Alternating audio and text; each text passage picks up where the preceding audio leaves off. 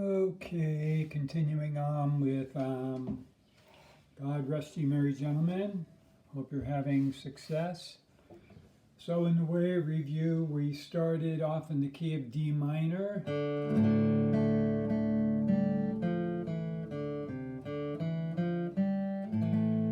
Kind of playing that free form.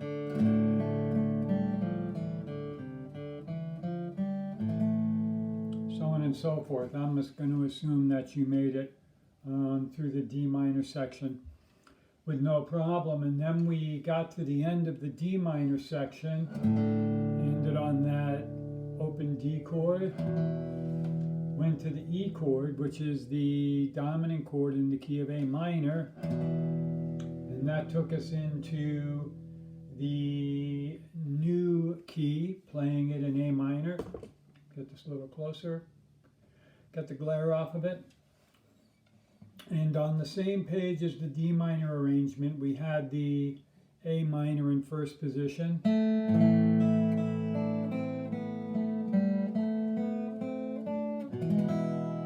And I believe we talked about playing that E chord either of two ways, and then we repeat.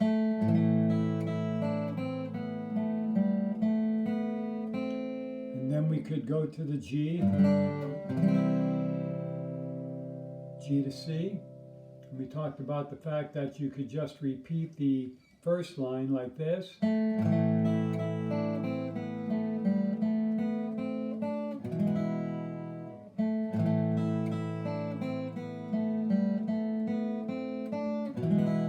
could just go right back to that E chord again. I noticed on the tab on the bottom line, second measure, that I didn't put the entire chord in there. Maybe you just realized that and did it. I'm putting it in now. And then we talked about the fact that we had another option, which is actually my preferred option because I like the sound that's created by utilizing those open strings. They create a very smooth and connected sound with a teeny little bit of dissonance, which dissonance often works very well in minor keys as opposed to major keys. Right there, that 5 to open. We have a lot of tension there. And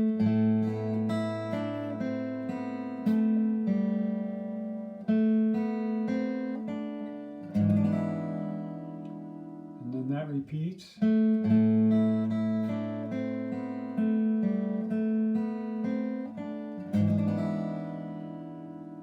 That thumb, that 6th fret, is optional on that low E. If you're having trouble with that, just leave it out. That chord without that thumb down there on the 6th fret works perfectly fine. That's entirely up to you. Okay, so then moving on, we have the open E, and we're going to go to a D minor chord. Now when you go to that D minor chord on the third line, second measure, 0, 0, 0, 7, 6, what you want to do is make sure that you employ the first and second finger. So your first finger is kind of free there. So when you go to that chord, you want to bring that first finger to the 6th fret and the second finger to the 7th fret like that. And then we have that nice full D minor chord utilizing that open D string in the bass. 7th fret, open string, 6th fret. Once again, we have that. If you were to just strum all of that, you can hear that dissonance. Some people don't like it. Maybe you're one of those that doesn't like the dissonance. I love it. I just really like the sound of dissonance in a minor key. I hope that you do enjoy it because it's there, and you can kind of train your ear to appreciate it if it's something that's throwing you a little bit, give it a chance and see if you can develop an appreciation for it. Anyway, starting on that chord 0, 0, 0, 7, 6, so we have all that dissonance.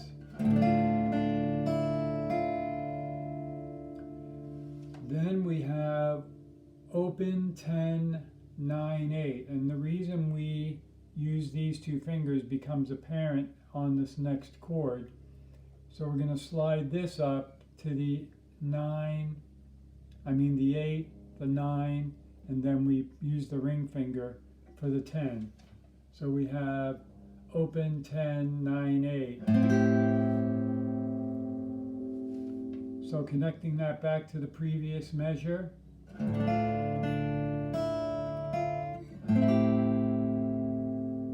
We come up to this A minor 7 chord. Drop the pinky on the 10th fret of the B string, which just makes it a regular A minor. Once again, going back.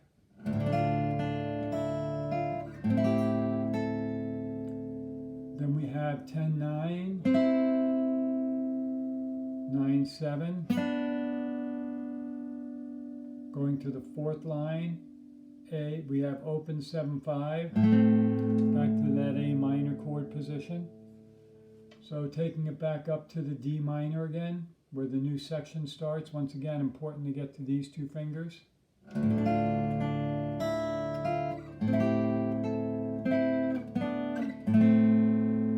Okay, if you're familiar with the lyrics there, to save us all from Satan's power when we, to save us all from Satan's power when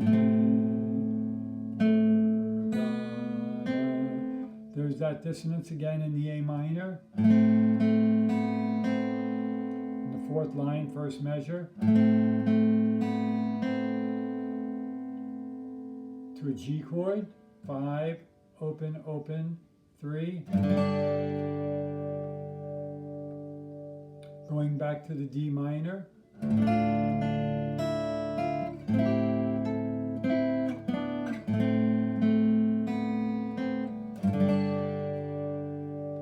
So the interesting thing to note about this is how many of the melody notes are tied up in the chords. So you stop and think about it, there's really very little left hand maneuvering. It's mostly about the right hand picking the right strings. Looking at the D minor, the entire measure, all 4 melody notes are right there. Save us all from. Then we come up to the A minor. That's all right there. The first 3 melody notes are right there. Then we go down to the 9, 7. And then when we get to measure 4, we have those 4 melody notes once again encompassed in that chord. Okay? And then to the G, which takes us into the next chord. Pardon me, I'm going to take a drink.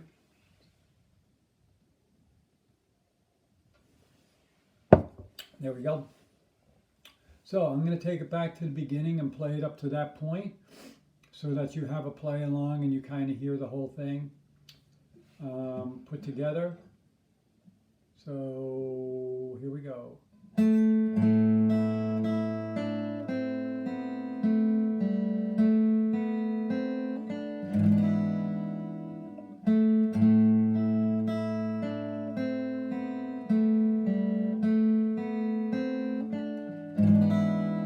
Switch fingers.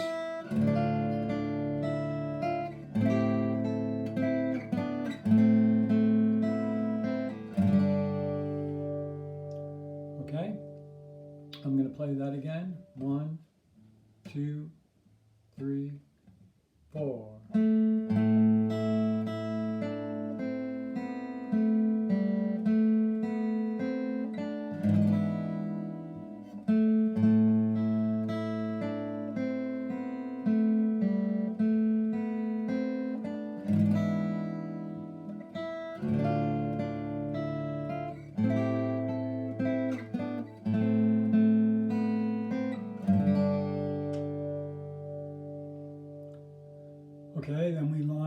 to the final portion of the song. We're on this G chord here. We drop our pinky to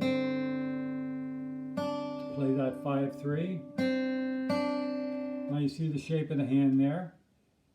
The next chord we're going to, the 3-2-0-1-0, is a C chord, so hand is already perfectly shaped for that. Getting into that tidings of comfort and joy part. So then what we want to do when we get to the next melody note, the 0-3-1, we're going to play all three of those together. We want to hold down this here. So then what I'm going to do is bring the first finger down and drop the pinky. So we have the 0-3-1. And then just go back to the C chord.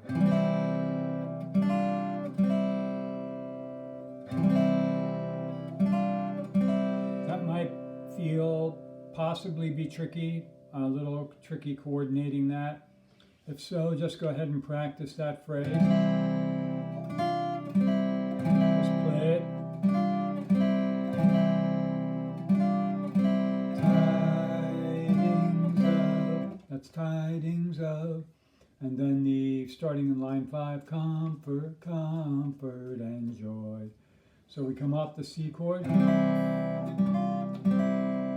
Line number 5, first measure, E7, comfort and, right?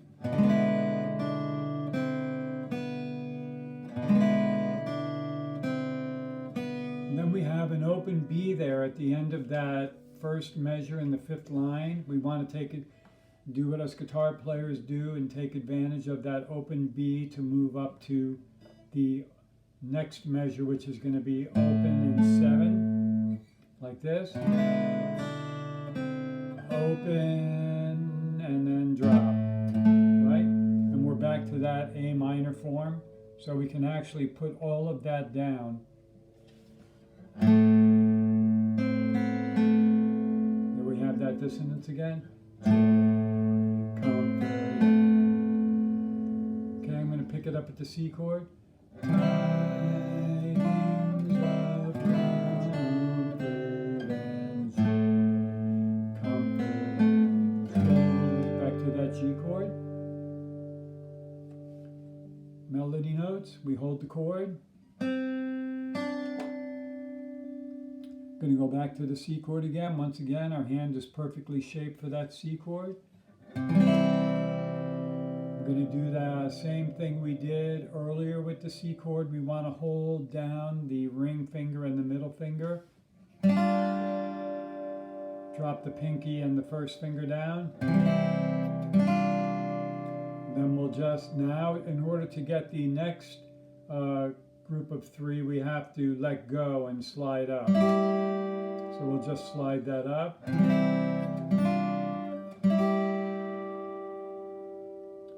Up to the 6, open 6-5, like this. Okay, notice I switched to the first and second finger there.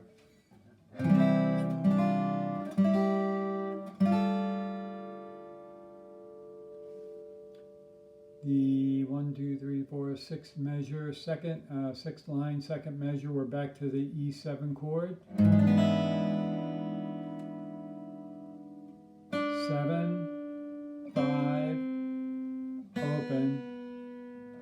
And then we'll get back into that A minor formation there again. Taking it from the 6th line, starting on that C chord.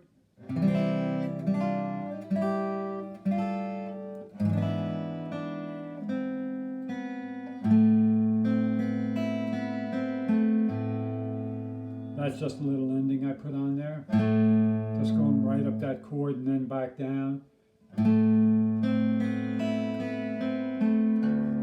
Oh, wrong one.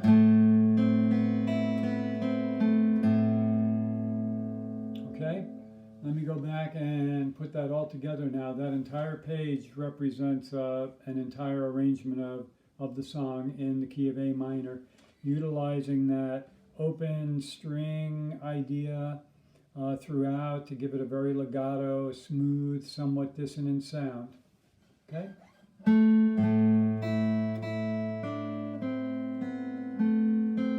Sorry. I'll start again. 1, 2, 3, 4.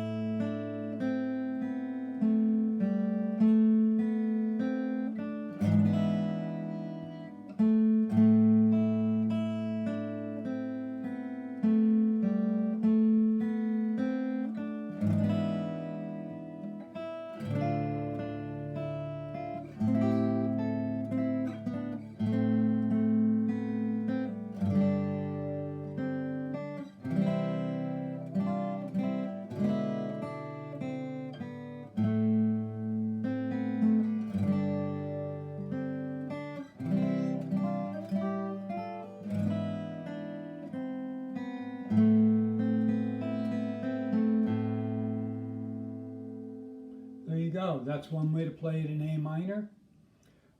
So the things to keep in mind, once again, a very open hand so that you can get the ringing of the notes in that A minor chord. Coming off the E7, going into the D minor, make sure you switch over once you get to that, when you hit that D minor for the first time, go to the first and second fingers. And then just slide them up.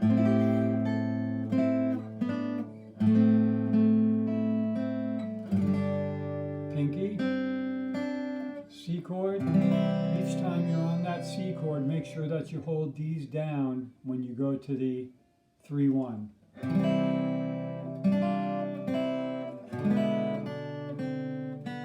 Take advantage of that open string on the 5th line, last note. Just come up to this A minor chord again.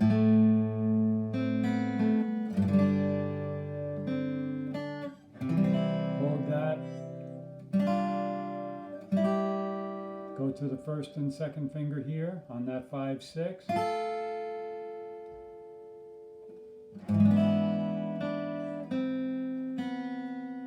And then the final arpeggio, up and down. Okay, so there you go. See what you think of that. Try to put that all together. And if you have any questions, you know where to find me.